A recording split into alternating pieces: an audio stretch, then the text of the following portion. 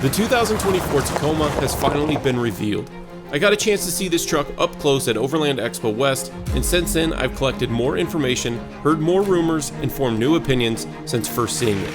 Let's dive into the good and the bad of the next generation Tacoma.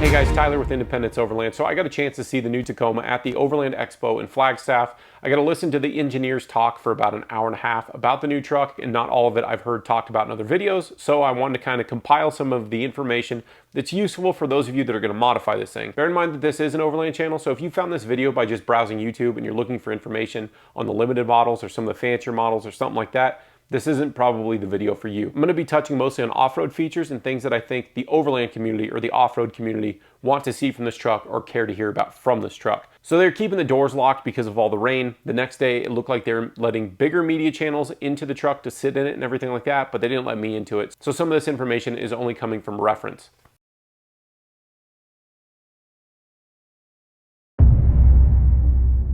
So the seating position, first and foremost, this is something that I was personally worried about with the new trucks. I've not sat in the truck myself, but from everything that I've seen, people that are taller can fit in the truck no problem, and it does have a more pronounced truck seating position. When I first saw the interior, I thought all the molly panels and stuff were kind of gimmicky, but then when I really took a look at it and saw how they had it set up, I do think that it's pretty brilliant because now you can set up little bags everywhere.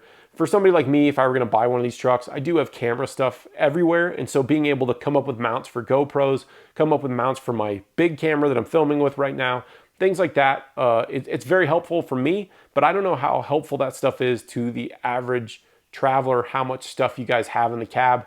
But you know, I would rather have the option of having things in a little zipped case that's mounted to my door than having to worry about it in a pocket where if we hit a bump, it's going everywhere or something like that. When we saw the teaser for the Bluetooth speaker, I thought that was kind of goofy just because you can get Bluetooth speakers for so cheap. But what I did think right away was that if that's an optional accessory, then you can modify that port because it's going to have power. You can modify that port for other things. And lo and behold, Toyota has actually designed that to be modified. Toyota is going to have scannable codes on some of these portions of the truck to where you can go onto the website and they will have the dimensions to where you can design something with a 3D printer and print it out yourself. People are very creative with mods for these trucks anyway, and now that Toyota is actually encouraging it, I am very interested to see what people will come up with for these vehicles. Something cool that I did hear from one of the engineers, and this is just a small thing, the Bluetooth speaker that goes into the dash, because most things get hot, and the way they compared it was like your cell phone, if it sits in the sun, it won't allow it to turn on. That's because the battery technology is limiting. This has the first Toyota solid state battery in it, which solid state batteries could potentially change the world. So it's just kind of cool that they put a small form battery in there just to make this Bluetooth speaker work, even though I would have zero interest in the Bluetooth speaker. But I think it's kind of cool that they put that technology in there. It's kind of like a little Easter egg of some of the new technologies that Toyota is working on. I know some people don't like the way the screen is set up to where it looks like basically a TV coming out. I would argue that for you guys that are like in the overland crowd, most of you have a giant iPad strapped to your dash anyway, so this pretty much eliminates that, and now you're not going to get a ticket for being a distracted driver if you are to get into an accident. The Trailhunter has a locking center console option, which I do think is very cool. You can lock up your wallet, lock up some stuff, and it's right there in the center console. I do think that that is great for a vehicle that is intended to be used for traveling.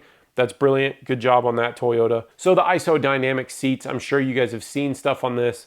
What I first heard was the TRD Pro is getting the exclusive ISO dynamic seats. I know a lot of people think the ISO dynamic seats might just be like a gimmicky thing, but from my experience working on heavy vehicles, when you have an air ride seat, it does take a lot of the wear and tear out of your body when you're doing this. By the end of the Overland Expo, there were people saying that they'd talked to the Toyota guys, and there's a chance that those seats will come to some of the other models and they'll just have like a different color. You won't be able to get them in the TRD Pro Red or anything like that. So we'll see what happens.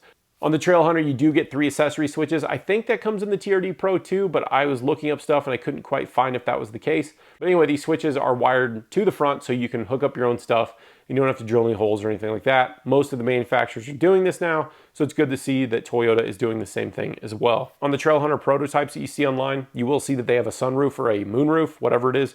but the production models will not have that. Toyota decided that with those, with the roof rack and everything that's going to be on them, it's not necessary. I agree with them on that because all it's going to do is make noise and you're going to hear your roof rack screaming up there even more. So it makes sense that they're removing it. So the new Tacoma does have a built-in brake controller, but the towing numbers have actually been reduced. I believe the third gen was 6,700 or 6,800 pounds. The new one is 6,500 pounds for the non-hybrid. If you have the hybrid, it goes down to 6,000 pounds, and that's probably because of cooling capacity. These smaller trucks are lighter weight, smaller wheelbase, and so they're not the best towing machines anyway. And so Toyota's perspective is that a lot of manufacturers are chasing that big number to try to make their smaller trucks tow these giant campers. So instead of getting more towing capacity, what we've gotten is more payload.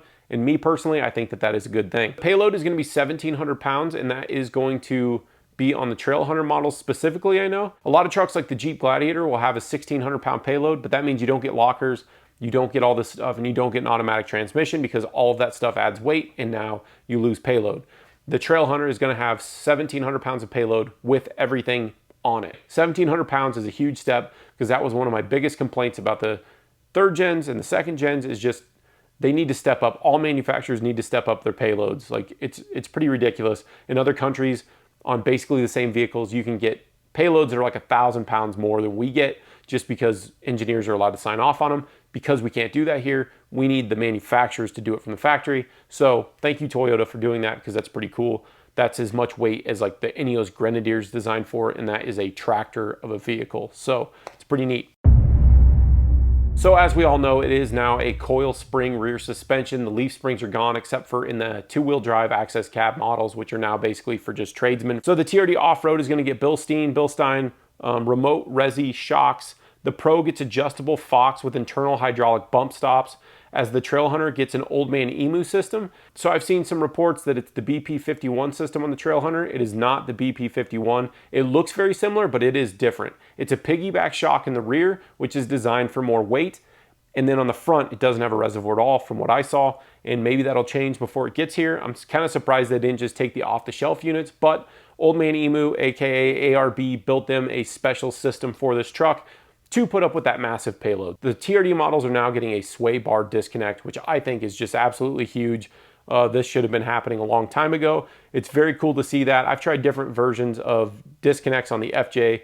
All they've done is shredded my CV boot, so it's nice to see something from the factory that isn't going to cause those kinds of issues. So the TRD models do get a beefier CV axle in the front. They're not compatible with previous generation Tacomas.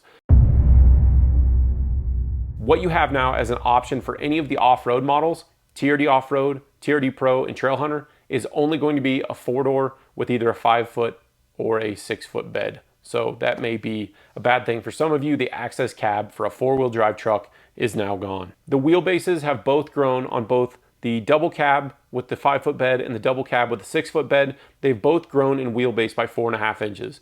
Now this is good and bad because obviously you're getting a longer wheelbase even on the shortest wheelbase version. Now the axle is more centered with the bed and there's less overhang behind the axle.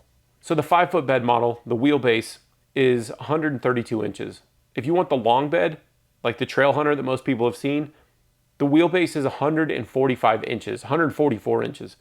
Which is basically where the Tundra starts. The shortest wheelbase Tundra that you can get starts where the longest wheelbase of the Tacoma begins. That is a huge truck. So the 6-foot bed model of the Tacoma has the same wheelbase as a full-size F-150 with a 5.5-foot bed. And this is like a 2018 model that I measured. So it's a huge truck. So the width from door to door on this truck is exactly the same as the third gen. They wanted it to be able to open up in somebody's garage, but the wheel wells are 3 inches wider. And is this because of an extended travel or long travel system? No, it's not. At the end of this video, I'll put a link in for another video you should check out from an engineer, and he will kind of explain some of this stuff a little more in depth than I am. So as far as bigger tires go, this thing's gonna come with a 33-inch tire. Can it fit a 35? The inner fenders are lined with felt now instead of a hard plastic like they've traditionally been, which will allow for a bigger tire not to have to rub on a bunch of hard plastics like they do. There's a plate basically where the body mount is, and those plates are on there for crash test ratings to where it'll stop your tire or potentially stop your tire from coming into the cab in the event of like a head-on collision. Again, Toyota has to jump through hoops to make these things safe and to pass all these tests and stuff. So they put it on there, but it looks like they put it on there and designed it to come off just like the air dam. So the Trailhunter that I saw did have a 33-inch tire on it, but it had an 18-inch wheel on it. Why would they do that? Well, the brake calipers on the upper tier models are huge. I believe there's 3 different versions of the brake. So if you get the basic 2-wheel drive models, you get one brake system. If you get the TRD models, you get another brake system. And if you get the hybrid models, you get another brake system. I didn't look very closely at the wheels, but there is a small gap. If you look at videos of this stuff, you'll see that the brake caliper is actually very close to the wheel. They put massive brakes on this thing. So that's why you're seeing it with an 18-inch wheel, which is, you know, good and bad, because now you can fit a bigger tire, but you have a bigger wheel. You need a lot of stopping power, especially if you're trying to slow down 1,700 pounds of payload. Okay, so it has an updated crawl control, which is basically, it's basically cruise control off-road. I've never used it myself. From what I understand, most purist four-wheel drive guys don't use the crawl control anyway, but I do think that it's kind of cool that they have that system just because it's kind of a simulated Marlin crawler. Of course, it's not going to be as good as that, but it's a small crawling mechanism that'll help you get up certain obstacles by letting basically a computer figure out what's slipping. So if you've seen videos of a Tacoma that's buried to the frame rails and you just basically put crawl control on and it'll dig itself out of the sand, that's what they're doing. So anyway, it does have a new version of that. 326 horsepower with 465 pound-feet of torque from the hybrid model, which is just insane. Awesome torque numbers. That's basically what a diesel puts out. And because of that, they've updated the rear end to a 9.5-inch ring gear, and I think that that is just incredible to hear.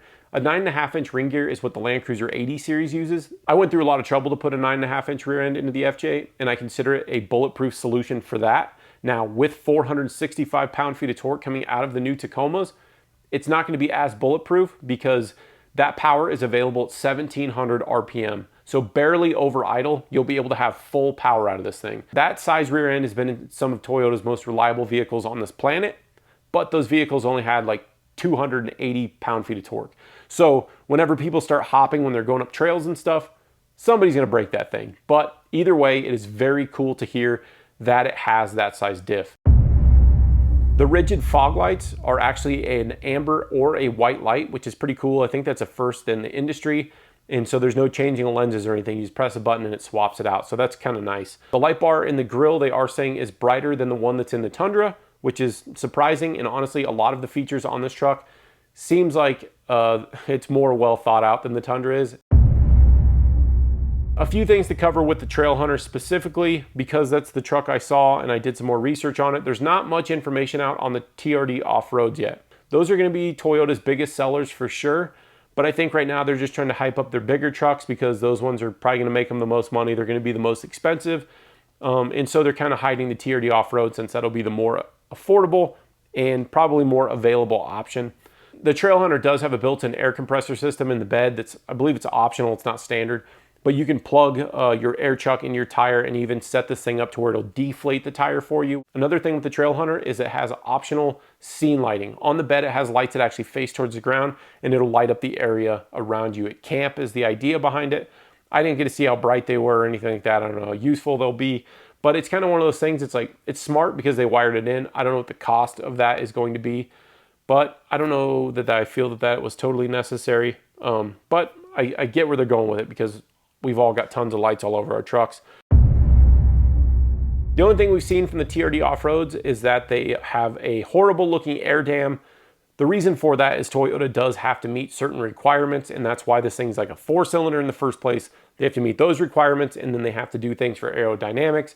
So the TRD off-road does come with an air dam, but it's designed to basically come off. You'll be able to pull that thing off with, I think he said 7 screws. And so it's basically designed to where it's not a hassle for you to just take it off and then your truck will look cool. It's designed basically to look good without the air dam.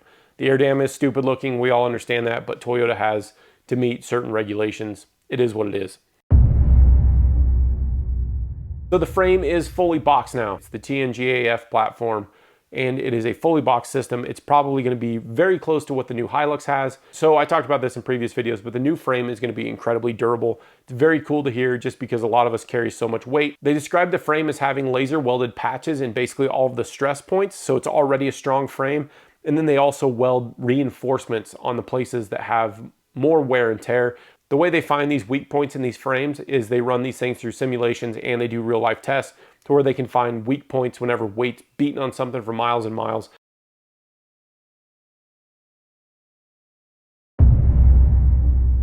So the shortest wheelbase you can get now is 5 inches shorter than a Jeep Gladiator, as it used to be 10 inches shorter. The reason the Jeep Gladiator can get away with that is because you can fit a 37-inch tire on it.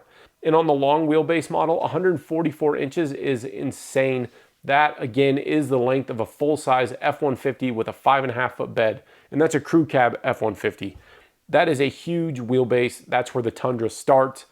That is massive. So on the long bed, that is a full 7 inches longer than the Jeep Gladiator's wheelbase. Okay, so next up is the hood scoop. I was very confident the hood scoop was going to be functional. This is a turbocharged engine with a hybrid system that needs cooled down. No, the hood scoop is not functional on the TRD Pro. So the TRD Sport and the TRD Pro are the models that come with the hood scoop. The hood scoop doesn't do anything. I do know that those hoods have the felt on the bottom of them as well, and some people are already wondering if you can take the felt out and make it functional. The problem is that if you do that, you could actually cause more turbulence and less cooling under your hood because it doesn't necessarily work the way that you think it would. So the engineers know best, and if they didn't design that to be working, then there's going to be a lot of people that think that they're smarter than a group of engineers, and sorry, but if they figured that it's not doing anything, it's not doing anything, and they did it specifically for looks. The Tundra has the teardrops under the eyes, as people call them. They are little miniature radiators that are basically cooling down the hybrid system and the turbo system. The Tacoma does not have that. It has the same things, but they're fake as well. So you have fake hood scoops and you have fake inlets underneath the headlights, which is bad and good because I think it's goofy that it has it for the look of it, but they're not functional. But it's good because we don't have the extra radiators on this thing like the Tundra has. Take it for what it is. Somebody will come up with a delete kit as they did on the 3rd gens to where you'll be able to just get rid of that if you don't like the look of it. I do think it's weird to see fake cooling devices on trucks. It's just weird. The FJ has it and Tacomas have had it forever. I just think it's weird. Okay, so no front locker. I was pretty confident Toyota was going to put a front locker in this thing. What Toyota is saying is that most of their customers don't need a front locker. They're probably right about that. And they are confident that their new crawl control system can take the place of a front locker, or at least in most situations. I don't know that I believe that, but engineering has come a long way. Another point that they're making is that there's warranty issues associated with having a front locker. Yes, the other manufacturers are doing that, but they could potentially run into issues where if people are breaking front axles, because CV axles are notorious for snapping, they could destroy the truck, and a lot of that comes from people who don't know when they should be using a front locker. They don't want somebody going to Moab on slick rock and locking both front and rear and blowing up that differential. I kind of understand where they're coming from, but I think most of us wanted a front locker. Relentless Fabrications builds bumpers for a lot of different vehicles, and they went over and checked out the Tacoma at the expo. And I saw a short, I didn't notice this. I saw this on Instagram. So he pointed out that the bumper, the way it tows, the frame actually comes down. This says lift right here. See that? Now that's part of the trailer hitch assembly. But what's also very interesting about it, it's got this ARB recovery point. If we look closely, this is all part of the frame. The hitch is integrated into the frame of the truck now. So it's going to be much more difficult to get extra clearance out of this. That's kind of a bummer to see. So the possibility of doing a high clearance, a true high clearance bumper to where it's tucked really high, you can't do that anymore without chopping the frame off. So basically the lowest point on the truck is there to stay, and there's not a lot you can do about it. On Relentless Fabrications post, I've already seen comments on just take a Sawzall to it and all this stuff. The problem with that is that Toyota has given us the strongest frame on a mid-size truck in a long time. So I just wanted to point out that this thing does have some low-hanging hardware on the back. On the bright side, basically every bumper that's going to be manufactured now will have a hitch on it. You can pretty much guarantee that it's part of the frame now. They'll just make a hole around it, and now it's not going to be a problem for aftermarket guys, but they're not going to be as high clearance. Now with the axle being back 4.5 inches, it's not going to be as bad as it would be if this were the same dimensions as like the 3rd gen, but it still needs to be noted.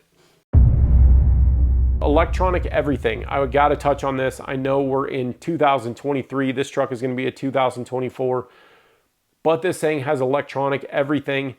And people are scared of that, myself included. All vehicles are going to be like that now. Plenty of people love that they have it. They want more cameras, they want more this, they want wireless everything.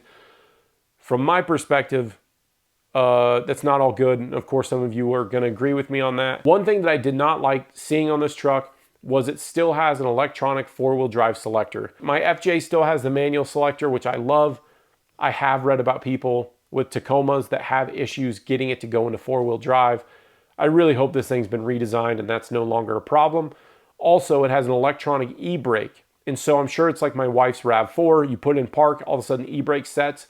That's good and bad. I don't trust a system like that as much as I would a regular e-brake. I don't know the mechanics of it or how those work.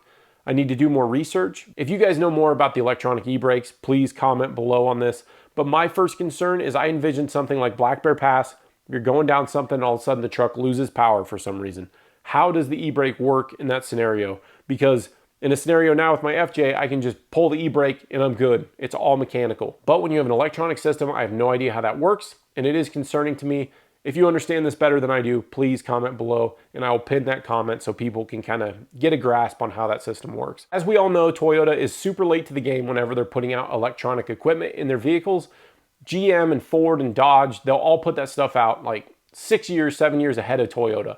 It seems to me like Toyota waits until that kind of technology is reliable. So while this truck does have a lot of electronics, I have seen these types of features in other manufactured vehicles before, and so maybe it's to the point where it's not as unreliable anymore. We can only hope. Power tailgate on these trucks I think is really goofy, especially since Toyota is boasting how lightweight these tailgates are. They're all aluminum now, and so they weigh nothing. So why are you putting a motor on it, especially for something like a Trail Hunter or maybe even a TRD Pro? Like I don't think it's necessary. Maybe on the limiteds, but if I were to buy a truck, I don't care that the tailgate can lift itself up and down. I don't know, maybe you truck owners that actually own a truck, you can comment on if you need an automatic thing. It just has never seemed to me like opening a truck bed is difficult business.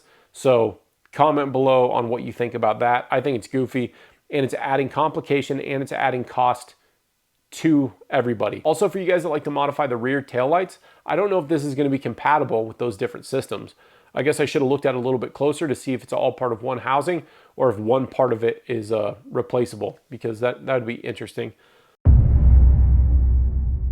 We got to talk about the bed rack. Nobody's used the bed rack since 1980. I don't know if this is part of their throwback to those 80s trucks and those 80s Hiluxes and stuff. I do think it kind of makes the Trail Hunter look good in some of its photos, but from the practicality standpoint or from even the overland perspective, that's not going to do anything for anybody. I hope for everybody that's going to buy this truck that the bed rack is not standard, because you're going to take it off and you're going to get rid of it. That's most likely what's going to happen. I would compare the bed rack to the FJ Cruiser's factory roof rack. And then we also saw those come back on the TRD Pro 4Runners a couple years ago. Those roof racks are so useless. They have like 3 cross rails. You can barely put a 10 on it. If you did put a 10 on it, it's way up high. It makes it look cool, but it's not really functional. I do think all the MOLLE panels on the inside of the truck are kind of cool for different mounting solutions. But I just think that the bed rack is goofy. People don't want to pay for the manufacturing on something like that they're just going to get rid of anyway. So next up is the plastic front bumper. And on this one, I'm kind of unsure about it because it does have tow hooks, but they're hidden under the front of the truck to where you'd rip the front bumper off. I'm pretty positive that what Toyota has done is they've made this truck to where it passes safety requirements on the front bumper, and I'm willing to bet that the front bumper is designed to come off rather easily. And then that way you can mount a bumper that has proper tow hooks. So let's not forget that Toyota will be offering aftermarket parts on this thing. And so you'll be able to buy a front bumper from the factory and they will install it. So basically they've done their safety testing and now they can put a bumper on that's been chosen by the end user. So they're no longer liable for that. So now they can do that kind of a thing. I think that's part of the game plan. So anyway, long-winded answer to the front tow hooks. Yes, it has them, but they're useless for off-roading, but they're basically counting on you to buy a new bumper.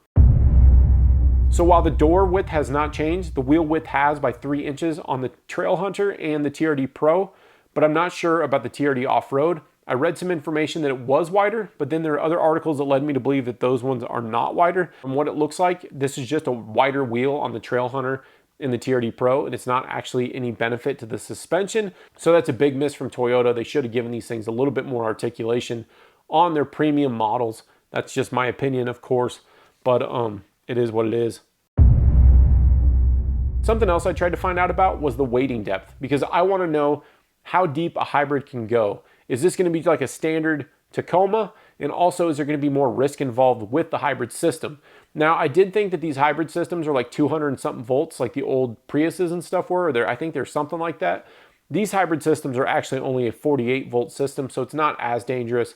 You're still going to feel it for sure, but at least it's not 200 plus volts, which is just going to zap you if there were some sort of a leak into the hybrid system while you're doing a water crossing. I know a large group of people who drive these trucks don't do that sort of a thing, but some of us do. So if I were to consider this truck, then I want to know that I can actually get away with what an older generation vehicle could do. And I'm just not sure about that. And I know Toyota is going to give us some number of it has a wading depth of this. It's risky with a third gen to go across super deep water because you might hydrolock your engine or do something stupid, or it gets into some of the electronics.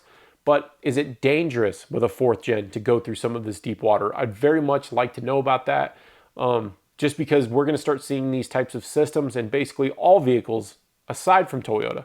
So if this is where the future is going, I would like to know how sealed these things truly are. Along with the wading depth, the raised air intake, as Toyota calls it, they won't call it a snorkel because they don't want people submerging their vehicles, because then they can get sued or try to claim a warranty and stuff like that. So that's why they call it a raised air intake. The raised air intake is going up the pillar and it's facing backwards, which will help with dirt and stuff. But from somebody who uses a pre-filter on their snorkel, I would very much like to see that were a traditional system to where I could fit a pre-filter on it. One of the biggest advantages of a snorkel is filtering out dust from your airbox. I'll put a video in of what that looks like after a week in Baja, Mexico. It's the best example that I have of my pre-filter working. The snorkel looked like one piece to me, but I would like to see some sort of a system or a modification to where this thing can accept a pre-filter, because that's a big deal. I know it's facing backwards, but it's still going to suck up dirt if you're driving behind somebody in a convoy kind of a thing. Okay, so my last complaint, and I know I'm speaking on behalf of some of the aftermarket, is the weird spoiler on the back above the glass. I know it looks good. Toyota was very proud of it. We heard the engineers talking about how hard it was to get metal to bend that way and all this stuff. It makes it very hard for anybody who's going to do campers and stuff on the back of this, or a wedge camper, stuff like that. It's just very awkward because the frame bends as the truck goes down the trail. And so even if it has this much space, that's not enough space. For a vehicle that's being geared towards overlanders, I do think that that's kind of a goofy choice, because people are going to have to find a way around it. As time goes on, I will update you guys on what I'm learning about these, and then also the new Land Cruiser will be on its way soon as well. I'm curious to hear what you guys that actually use your trucks for off-roading think about the new ones, pros and cons, long wheelbase, all that stuff. What are your opinions on this thing compared to the second gens, the third gens, or even the first gens? Because the long wheelbase models have now grown bigger than the first generation Tundras were, which is just crazy. So I'm curious to hear everybody else's opinion. I'm going to put a link into Tinker's Adventures. He's seriously one of the best Toyota YouTube channels that is out there. Super informative. He puts a lot of work into his videos. He's an engineer. His perspective on the new truck, he put out some pretty good points as well. So go check that video out for sure. Okay guys, so if you are a Toyota fan, I do have these shirts. You can't get these anywhere else. I designed them. But anyway, it's got the retro Toyota stuff, the FJ, the 4Runner, and the Tacoma. And then I've got the cups as well, and it helps support the channel. They're pretty cool. Like and subscribe if you haven't already, and until next time. As always, thank you so much for watching, and feel free to check out my other adventure, off-road, and overland related content.